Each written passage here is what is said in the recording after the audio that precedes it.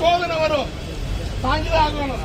உதாரணம் ஒரு டிஎஸ்பி, அவர் சுந்தரேசன் கட்சி நிறைய பட்டம் வச்சு பொட்டு வச்சு நான் லஞ்சம் வாங்குறேன், இது வரைக்கும் நியாயமானால் வேலை செய்ய முடியலன்னாங்க. அந்த சுந்தரேசன் டிஎஸ்பி என்னாச்சு, சஸ்பெண்ட் கொடுத்தாங்க. நியாயமா வேலை செய்ய முடியுமா? ஒரு பொன்மாணிக்கு இருந்தாரு, அவருக்கு தான் நடந்தது. யாரெல்லாம் நேர்மையான அதிகாரி இருக்காங்களோ அவங்க அந்த அரசாங்கம் பணி வாங்குது. ஒரு டிஎஸ்பிக்கே இந்த நிலைமைன்னா சாதாரண மக்களுக்கு என்ன நிலைமை? அவை நாம மக்கள்கிட்ட கொண்டு சேர்த்தணும், மக்கள் எல்லாரும் சொல்லணும்.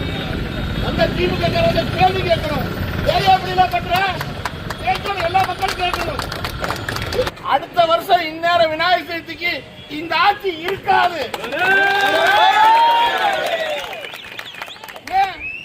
இந்த ஆட்சி என்ன பண்ணுது? யாரெல்லாம் ரவுடி இருக்கிறானோ, கொலைகார் இருக்கானோ, திருடன் இருக்கானோ அவனுக்கு தான் முக்கியத்துவம் கொடுக்கிறான். நியாயமா நேர்மையா இருக்கனுக்கு முக்கியத்துவம் தரதில்லை. இன்னைக்கு நேர்மை என்னன்னு கேட்கிறாங்க. கடந்த ஒரு மாசம் மட்டும் தமிழ்நாட்டில் எத்தனை கொலை நடந்திருக்கு தெரியுங்களா? அவ்வளவு கொலை நடக்குது, அவ்வளவு பாலியல் வன்முறை நடக்குது. ஆனா இந்த அரசாங்கத்துக்கு அது கவலை இல்லை. ஆட்சியாளர் அப்படி இருக்கிறாங்க. அப்ப நாம தான் விழிப்புணர்வா இருக்கணும். இந்த விழிப்புணர்வு எப்படி இருக்கணும்? தேர்தல் வரைக்கும் இருக்கணும். எல்லா மக்கள்கிட்ட போய் சேர்த்தணும்.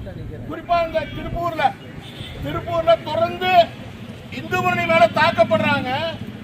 அந்த தாக்கப்படுற குற்றவாளிகளை கைது பண்ண மாட்டேங்கிறாங்க.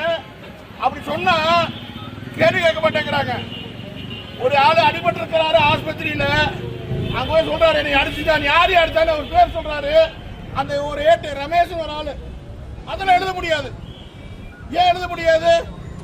அடிபட்டுக்கான்னு சொல்றாருல்ல, ஏன் எழுத முடியாது? அந்த ரமேஷ் யாரு? போலீஸ்கார் தானே. அவர் வாங்க போய் இன்டிமேஷன் வாங்க போயிருக்காரு. அப்போ அந்த ரமேஷோட நோக்கம் என்ன? அப்ப அந்த குற்றவாளிகள் தப்பிக்க தானே. இதுதான் அதிகாரி சொன்ன, அதிகாரி கேட்க மாட்டேங்கிறாங்க. அப்போ இந்த அதிகாரிக்கு என்ன பின்புலம் இருக்குது? அப்ப நாம இதெல்லாம் சிந்திக்கணும். இன்னைக்கு தமிழ்நாட்டுடைய நிலைமை இப்படிதான் இருக்குது.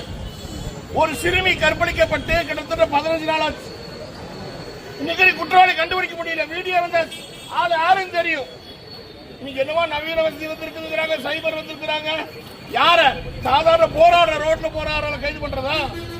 அந்த குற்றவாளி கைது பண்ண வேண்டாம். ஒரு குழந்தை தனியா வெளியே போக முடியுமா? தமிழ்நாட்டுடைய நிலைமை தான் இருக்குது இன்னைக்கு.